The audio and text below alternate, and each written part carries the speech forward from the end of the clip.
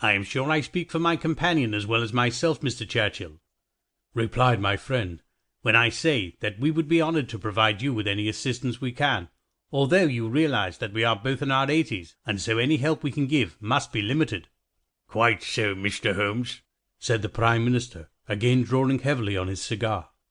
"Clearly, I would not expect you to chase hounds, or to wrestle on the edge of a cataract with master criminals, but I would welcome the opportunity to consult with a higher intellect, and you are only 20 miles from Chequers.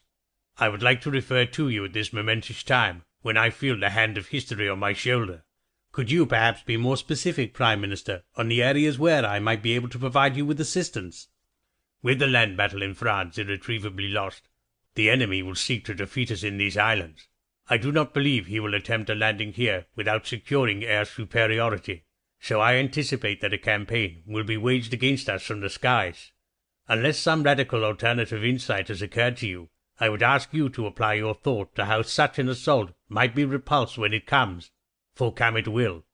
"And you have not considered coming to an accommodation with the enemy?"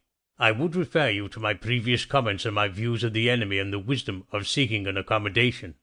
"But, Prime Minister, you have spoken of a disastrous defeat in France, a planned major evacuation, difficulties in supplying raw materials, and then of repelling a massed aerial assault.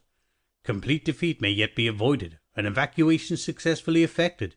Supplies may get through in sufficient quantities to enable us to defend ourselves, and the aerial assault repulsed.